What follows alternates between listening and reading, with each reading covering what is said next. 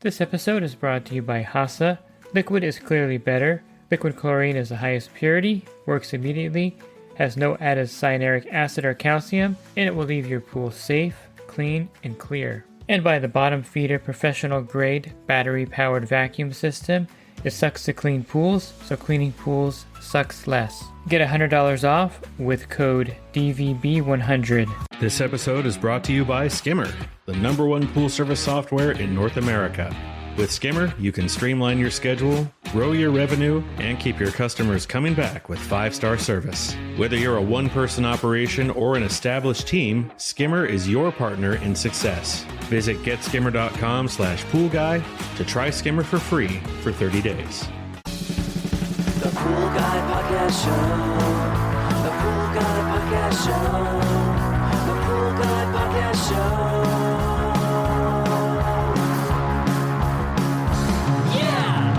Welcome to the Pool Guy Podcast Show.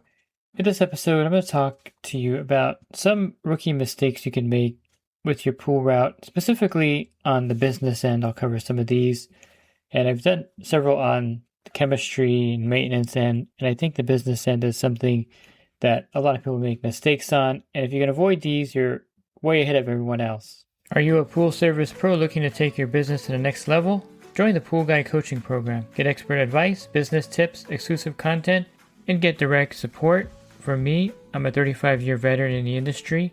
Whether you're starting out or scaling up, I've got the tools to help you succeed. Learn more at swimmingpoollearning.com.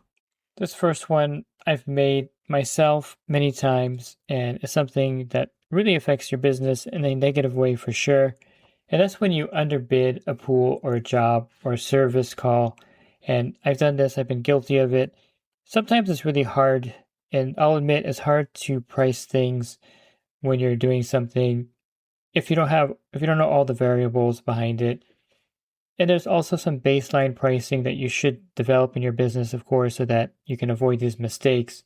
For example, a 14,000 gallon pool you cannot charge the same for a 30,000 gallon pool. There's a lot more going on. It's a bigger body of water, and you have to charge more for the pools based on sizes in your area. Thankfully, there aren't too many of those pools in my service area, but if you do get a pool that's big or difficult, you have to charge accordingly for that pool.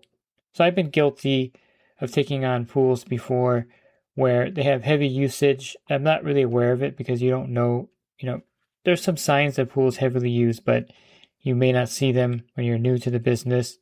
There's also some signs that the pool is going to have a lot of leaf debris in it. You may not notice that either when you're doing the bid. And it's really hard to take a pool, service it, and then tell the customer, oh, you know what, I underbid the pool by $50 and I have to charge you more money. That's not really a good business practice to get into, and it doesn't go over too well with the customer. Now, I did have one of my members in the group that was really savvy about making adjustments into situations like this. And he would tell the customers, and he had the situation, particularly where he took a pool on, didn't realize how much more time it would take the employee to do the pool because there were so many trees that he wasn't really paying attention to when he did the bid. Honestly, he missed a lot of stuff, and the pool just took so long to clean every week that he told the customer that he pretty much put it this way: I understand that if you don't want to continue service, I completely understand, and it's my fault entirely. When I bid the pool, I didn't realize that it would take an extra 25 minutes to clean it each week because of all the other trees around it, and I'll have to raise the rate by, I think it was like $50 or $60.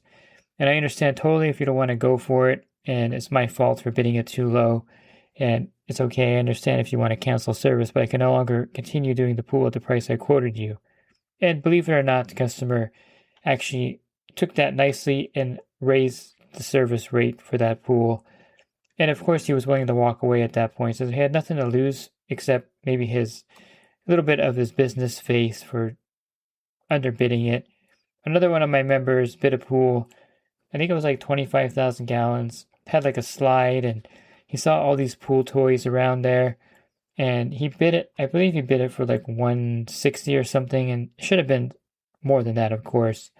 And after he actually left the stop, he texted me and he's like, I just left the place and I severely underbid the account. I'm not exactly sure what I was thinking at the time, but now I realize that this pool is going to be killed in the summer and it's bigger than I normally would service. I would quote for that size pool. I wasn't thinking, what do I do? And I basically told them, just let the customer know that you made a mistake in your bidding and you understand if they want to get another bid from someone else, but you can do the pool for this amount and apologize to them and do that, because otherwise you're stuck doing the pool at a low rate. You're going to get frustrated. You're going to be upset with yourself, upset with the customer for not really a good reason, because you're the one who underbid the pool. And it's just not a good situation for yourself mentally.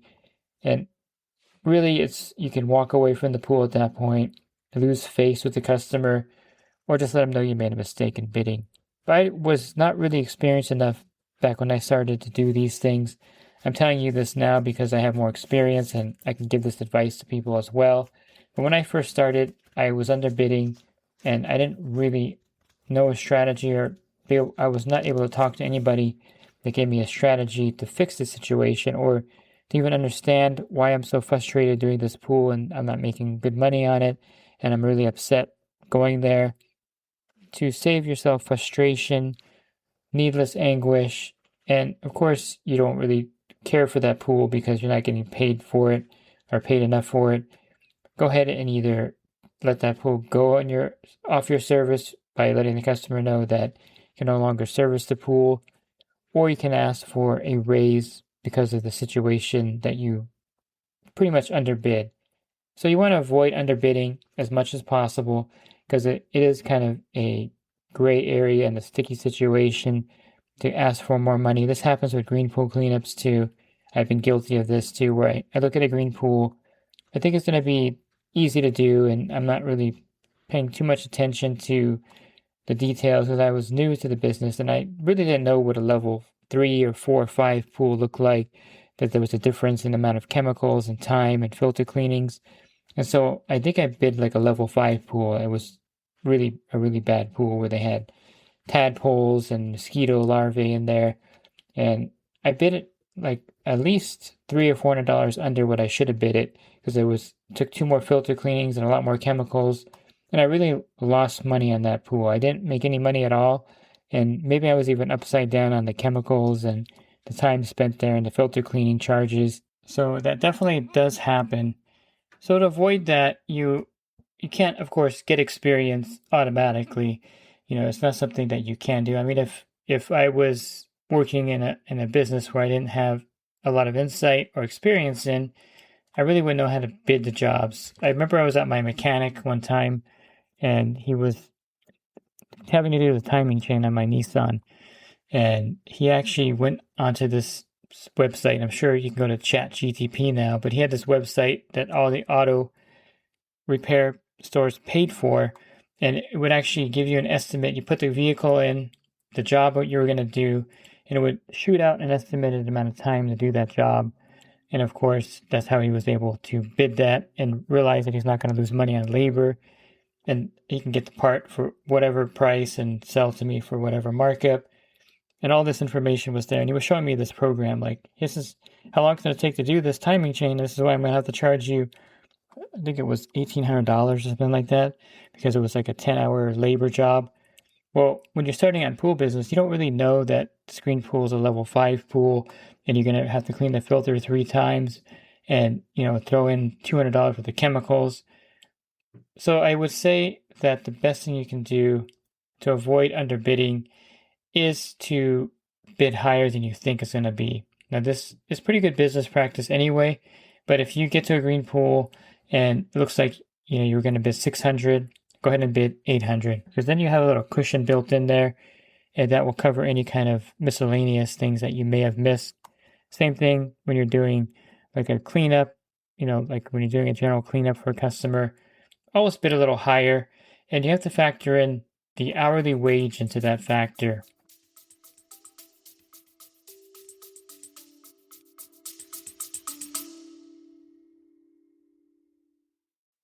And the Pool Guy Podcast Show is teamed up with UPA to bring you affordable, reliable liability insurance starting at just $64 a month.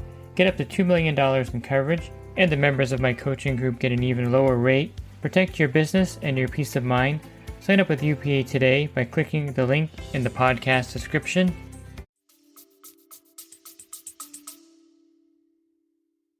So if you don't know what to bid, just kind of come up with an hourly rate that's good for your area. Let's just say that your hourly rate is $130 an hour. So if you're going to do a motor install and it takes you 2 hours to do this because you have to calculate, you're going to pick up the motor at the shop, bring it over there, take off the old one. I can do it probably myself in about 45 minutes when I'm at the site, carefully, removing everything, putting everything back, getting everything running. About that much time would take, but just figure in an hour and a half, 2 hours, because there may be things you run into, and plus you have to go pick up the part and bring it back there. So that's 2 hours, so that's $260 would be your minimum charge to do the motor install. Then you have the markup on the motor itself. And, it's one of the easiest things to get started doing it that way. Just get an hourly rate and use that rate as your install rate. And of course, you can learn how to add flat charges in there when the situation calls for it. Maybe there's pipes over the motor and pump, then you have to actually cut some plumbing to get to it. It's not unheard of in California. Believe me, it's pretty tight equipment areas. There was one pool I remember in particular where the builder had built the pool and the pumps were facing outside from the wall of the house. So if you look at the back wall of the house, the pumps are like facing you forward. But then if you look at it carefully, the pumps and the motor behind were right by the wall, like with a quarter of an inch or half an inch of space.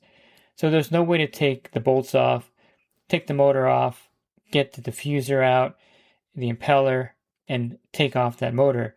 The only way to do that would be to cut the pump off, remove the plumbing, pull the pump forward, then take the motor off and change it. That's not a $260 job at that point. That's like a $500 job because of all the extra time, effort, replumbing to do that. So you have to kind of be wise and understand that you have an hourly rate, but there's also the headache factor you add into that when you look at a job. One of my members was starting out and he was going to do a pump and filter install on the same day. And he told me, he would give the customer a discount, or he gave the customer a discount because he was going to do the pump and filter on the same day. And he figured that he can give him a break. I said, that was a mistake because when you're doing two pieces of equipment, chances are something's going to go wrong and you're going to have a problem and it's going to cost, you're going to be there for much longer than you think. And that came to pass that he was out over there doing the plumbing. He was out of a certain fitting. I think he missed an elbow or something. He couldn't have one. So he went to go get it, came back. Then he realized that he didn't have another part, had to go back to the store and get it. By then, the supply place is closed. Now he's going to Home Depot to get parts. It was a big mess. And he said that he started the job like around 9 in the morning and finished it when it was dark out. And he charged him a discount for doing both the pump and the filter together. So he realized, I learned my lesson. You have to just calculate the time plus headache factor and realize that it's not simply just your hourly rate, it's also other factors involved in that. So get an hourly rate though, so you kind of have a set rate to work off of as your baseline, and then add to that depending on what you think the job's going to entail. You may not know this starting out, what you're going to run into, so you may lose a little bit of money at the beginning, but you learned the lesson, and that lesson will allow you not to lose money again on the next job that you do. So don't think that you're going to go out there and be able to bid everything perfectly. You won't be able to, but you can certainly learn from underbidding. And then next time when you go out there, you're going to know how much to bid for that job. Same with pool service. When you're bidding on pools, you will know more or less your base rate that you work off of. Let's say it's $160 a month. And then you can go up and down on that base rate depending on factors when you get to that pool and you're doing the bid. But again, it's really hard when you underbid service to raise the price. It's always better to overbid service and get the job. If they don't give you the job and you don't really need the job, but if you do need the job, then you can, if they want to chisel you down a little bit, I would say it's fine to a certain point. But you really want to bid accordingly so you don't lose money, because you're out there to make money, of course. And if you consistently underbid leave money on the table. You won't survive in business long, and it's really cutting into your profit, and it may not make the job worth doing if you're not getting paid for it. I'll touch on a couple other things that were mistakes I made that I learned from. This next one here is when you have an outlying pool, and I was driving about 15 minutes out of my way, maybe a little bit longer to get to this pool. It was a really easy pool, nice customer, and then driving another 15 minutes back to the regular part of the route. Now, of course, it's unavoidable when you're starting out. You're going to have pools spread out everywhere, and it takes years and years to tighten your pool route up. I understand that. But if your route is fairly tight, going 30 minutes out of your way, one way and back, total of 30 minutes out of your way to do one pool, isn't completely logical. And once you get a pool in your area that's tighter, I would highly recommend dropping that outlying pool, or maybe giving it to a buddy, selling it to a buddy, or giving it to them, and they could take that pool. But going out of your way for one pool is really a strain on your day, and is eventually going to wear on you, and you're like, why am I driving all the way out here to this pool? And once you get a customer again, that's going to replace the money you may lose from the one you're going to drop, or the outlying pool, I should say, that you plan on dropping. Go ahead and drop that pool, and you'll be happy. And there's no reason to hang on to it. It's just kind of one of those rookie things where you're like, I can't lose this account, and I don't want to, drop this thing. But you're better off dropping it, getting a pool closer, and then getting another one closer, and you're going to make more money and spend less time driving. So the sooner you learn that, the better off you're going to be, I think. And the last one is a pool that's a problem. You want to get it off your pool route as soon as possible. If the pool has a ton of leaf debris in there and you're spending 45 minutes cleaning it, and you're only charging the rate that you would charge for a pool that doesn't look anything like that, or the customer is not the friendliest person and they're picky and they're always causing trouble, and you just dread going there or running into the customer. You time it so that you hope they're at work so you never see them. Once you get another pool that can replace the loss of income from that one, I would recommend dropping it immediately, because really your business should be something you enjoy doing. You should enjoy the customers, enjoy the pools that you're servicing. And when you're in a situation where you don't like the account and you're doing it and you're dreading it, at that point, that account needs to be eventually dropped. And believe me, the freedom from letting go of a bad account is really liberating. You're going to, if it's a Thursday morning, the next week you're going to be so thankful that you don't have to go out to that pool anymore, and you'll be relieved, and you'll have a smile on your face when you wake up in the morning. It's that, invigorating when you do something like that. So I definitely recommend that you drop a problem pool as soon as you can and pick up another nice pool to take its place, and your life will be much better. Those pools you have to drive really far to get to, unless you have to because all your route is spread out. Once you drop that pool, you're also going to feel a lot of relief, and you're going to enjoy your day out there much more. Looking for other podcasts, you can find those by going to my website, sewingforlearning.com. On the podcast icon, there's a banner, or on the banner, it's a podcast icon. Click on that. There'll be a drop-down menu with over 1,900 podcasts. And if you're interested in the coaching program, you can learn more at poolguycoaching.com. Thanks for listening to this podcast. Have a great week. God bless. This episode is brought to you by Hasa, providing products that deliver clean, healthy water for every aspect of everyday life. The bottom feeder battery-powered vacuum system, portable, powerful, and only weighs 12 pounds. And Skimmer. Get Skimmer, America's #1 pool service software. Podcast listeners can try Skimmer for free at getskimmer.com/poolguy.